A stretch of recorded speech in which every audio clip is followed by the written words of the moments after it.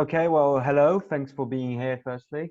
Can you just start by presenting yourself for the people that are going to listen to us? Okay, my name's Julian Hails. I'm a full-time secondary school teacher, ex-professional footballer.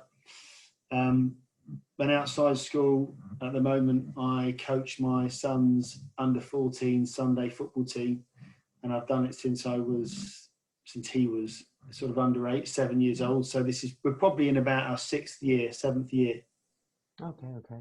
So, yeah, would you mind just telling us more about your journey before becoming a youth manager at St Albans City Youth Football Club? Um, well, I had a professional football career of sort of best part of 10 years. I played for Fulham and Southend United, but I sort of had a strange route into the football world. I mean, my family had background in football. My dad was a professional footballer. My granddad on my mum's side was a professional footballer. So I've sort of been in the blood, so to speak, and did professional football at 16, like most players. I stayed on at school and then actually went to university and did a maths degree. And then in my final year at university, I signed for Fulham part-time, and then I went full-time the following year. Had a career of around about 9-10 years, and then had to retire through having a serious knee injury on my left knee, and then my right knee had issues with as well. So I decided to give it up, and I was probably 31, 32 years old, and then retrained to. I've done my coaching badges up to like UEFA B when I was a professional, and thought about staying in the game. Had some offers, but actually fancied like a new challenge. So I went into. I had a maths degree, so I went into school teaching, and I've been teaching ever since. And although I've always coached football teams in the schools I worked at, it's only when my son showed an interest when he was sort of 7 years old and didn't have a team to play for.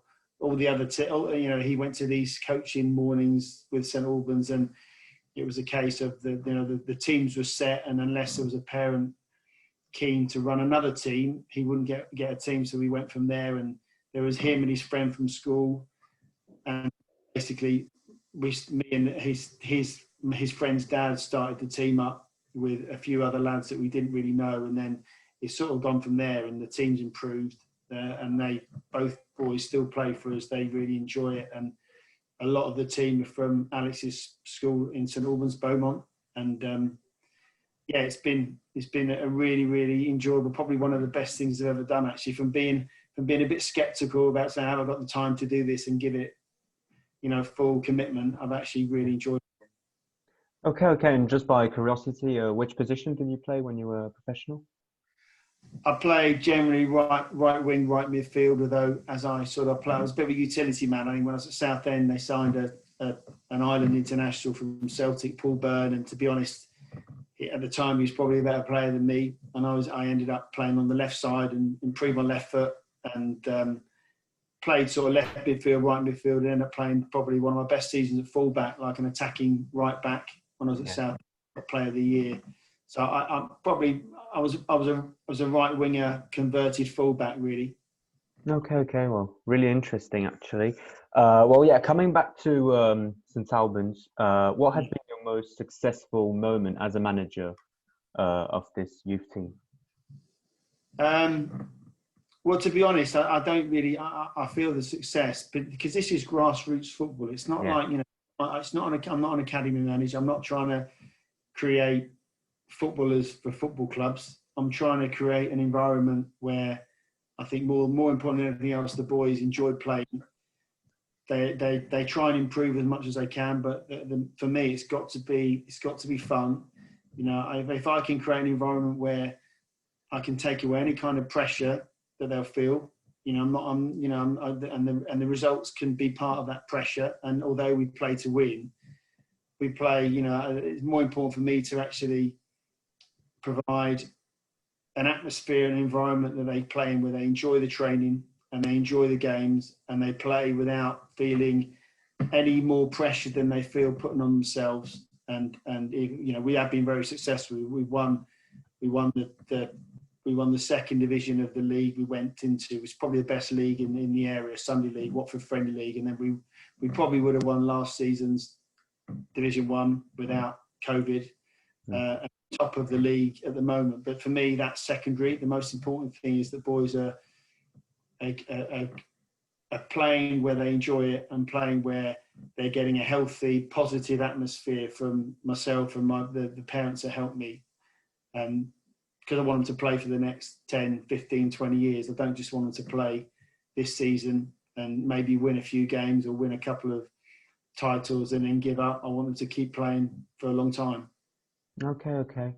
So earlier I had a chat with one of the parents, and she told me that she was really satisfied with the way her son was overseen in the club. So I would like to know, from your point of view, what are the main responsibilities when you're coaching a team of youngsters that are not your children? What are the main responsibilities? I think first and foremost, it's got to be a safe environment. You can't, whatever you do, if you're putting on training sessions, first and foremost, particularly in the COVID environment, they've got to be safe. You've got to try and be, well, for example, one of the things I've worked on over the years is throw-ins, because it's a bit of a bugbear of mine, the fact that when at all levels, when people have throw-ins, they often give it to the opposition, so you lose possession. So we have done a bit of work on throw-ins. And it's still not there. We're better than we were, and we're probably better than most teams of our level. But because of COVID, we don't practice throw-ins anymore, because you're not really you're trying to reduce the amount of times people are sharing equipment. So I've changed my coaching down to that. But I think first and foremost, it's got to be safe. So is it a safe environment? Are they, is it as injury-free as possible? It's a contact sport, but in training, anything, if you put on a session where there's loads of tackling or loads of heading with the current, with the new concussion rules, I think you're putting the kids at unnecessary risk. So that's the first and foremost. They've got to be safe. Secondly, I try and make it as positive as possible. So there's very, very little negativity from me. I try to be as positive as possible. I have to pull people up sometimes, and things like bad language and negative attitude towards each other. Like, I don't like people blaming each other if things go wrong on the pitch. I normally say if there's any criticism, I'll do it, or the coaches will do it. So I think safe, positive, and just in an environment where they feel that they can make mistakes without being questioned, and they're learning from their mistakes. So they won't hear me having to go at them because they've missed an easy chance. The fact they've had a go, that you want them to keep missing, so that they learn by their mistakes and feel that no one's going to jump down their throats if they make a mistake or they miss a goal or something like that. Yeah. Okay. So no pressure, just have fun. Yeah.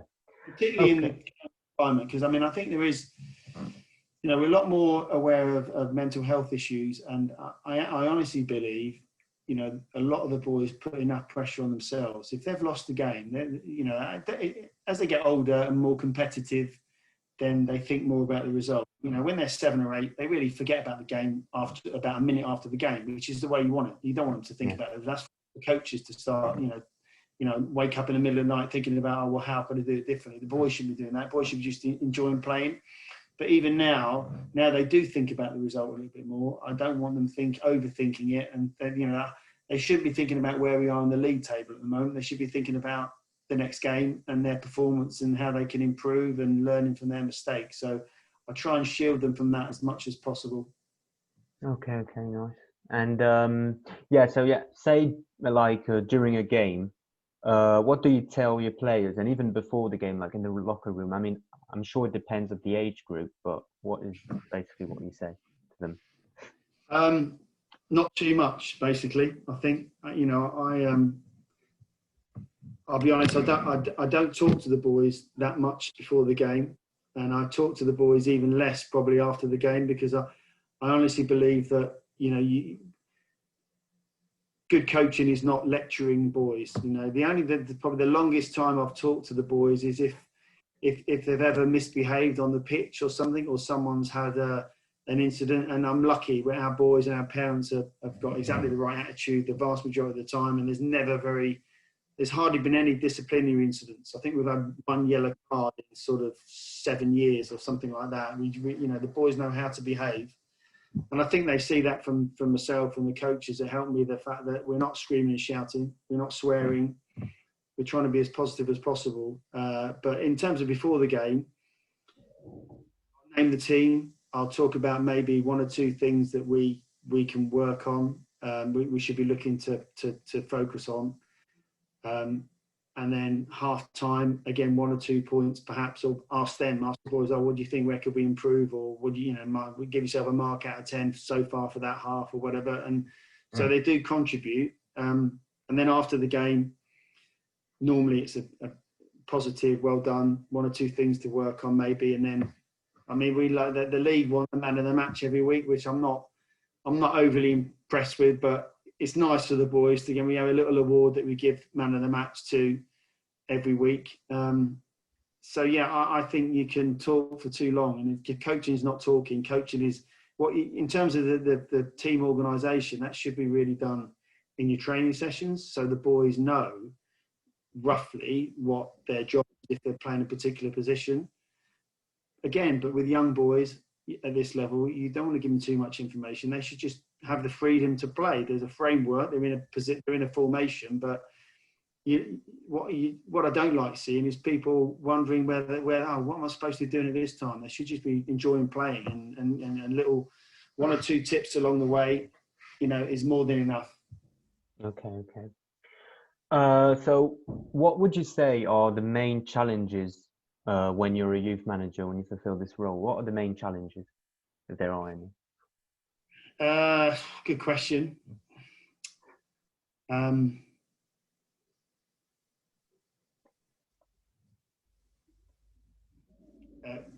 Getting the boys and sometimes the parents keeping things in perspective, So I think sometimes, again, I'm really lucky that the parents of the boys that play for me generally just want to see their boys playing football and enjoying it.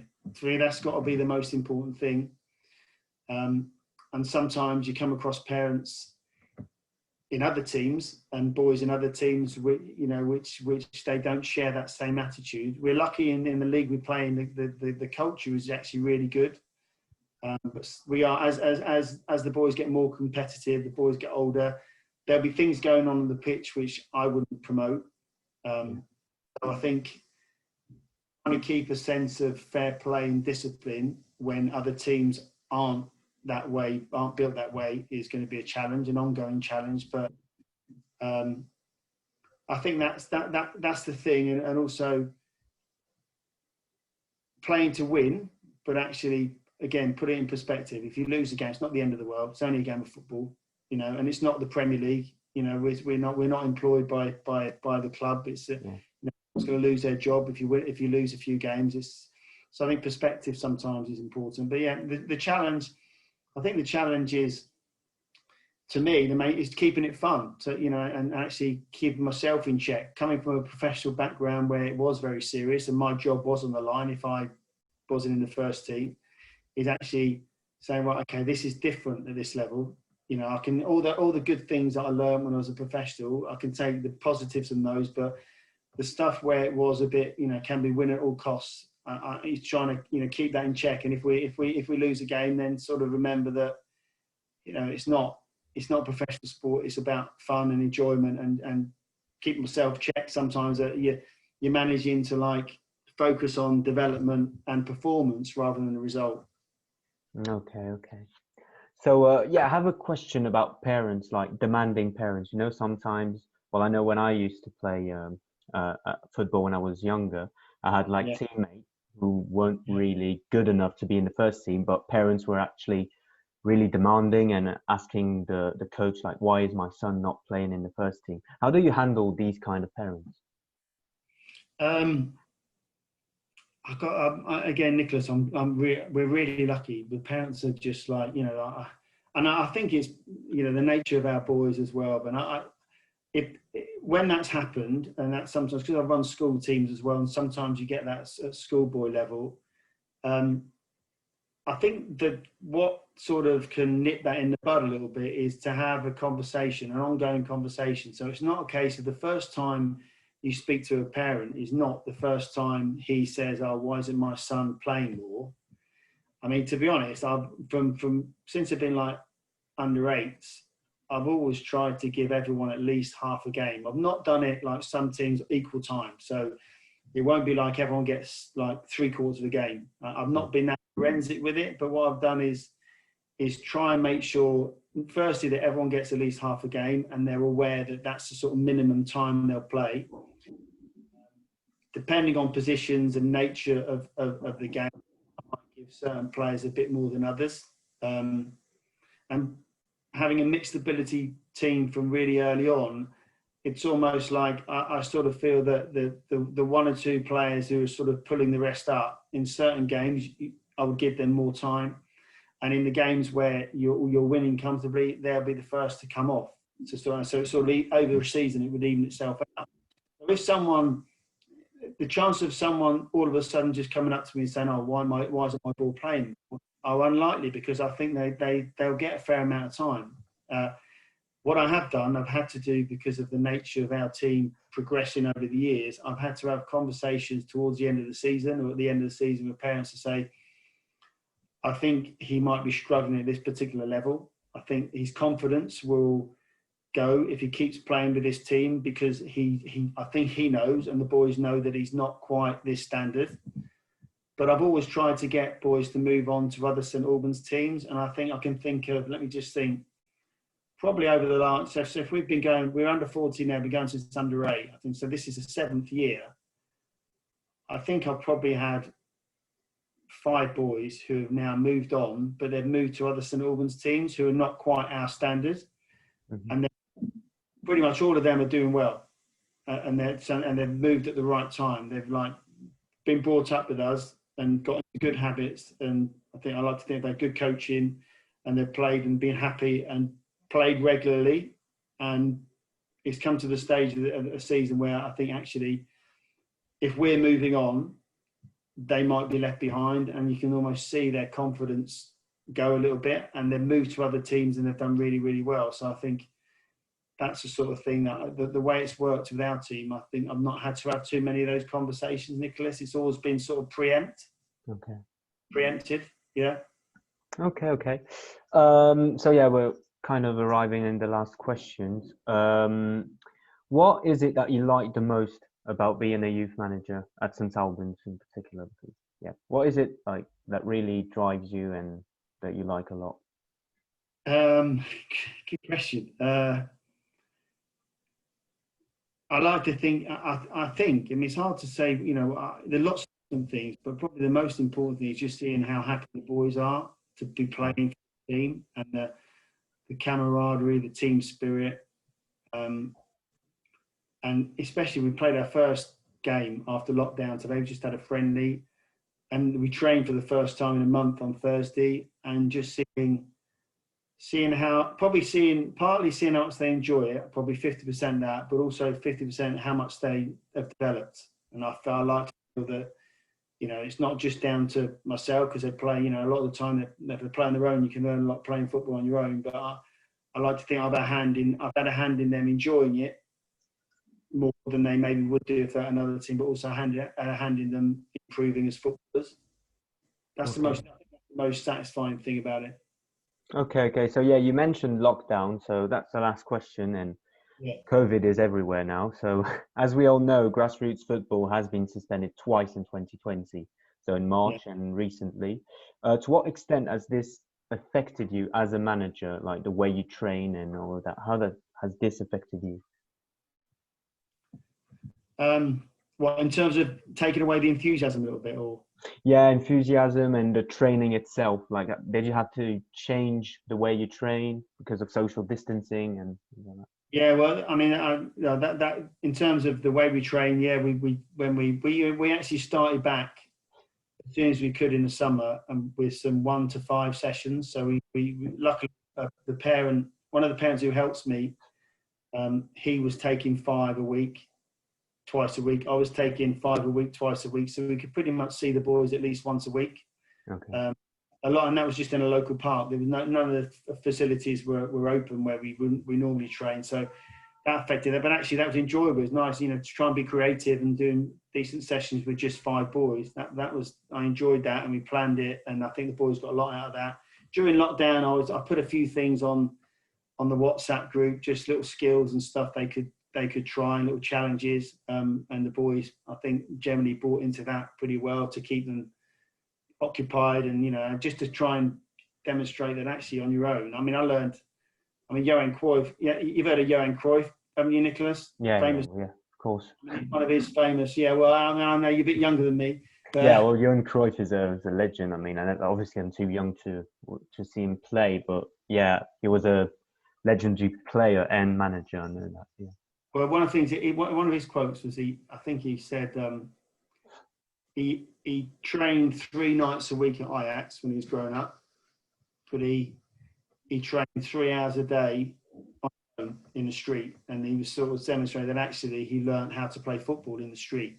Obviously Ajax moved him on, but I think a lot of things, this lockdown thing. If you got a football and a garden or a park nearby, I was trying to stress to the boys you can work on little things on your own, tricks and skills and stuff, and that worked out quite well. And then more recently, I think it's like I said last Thursday, first session back, you saw the boys really enjoying being back as a group. I think on Thursday, we do tend to do some technical stuff, but it was just a case of a few mini games and a few sprints, and I'm pleased I just did that because you could just tell they just wanted to play. Okay. Well, really nice. Thank you for calling me this interview. I'm going to stop the recording now.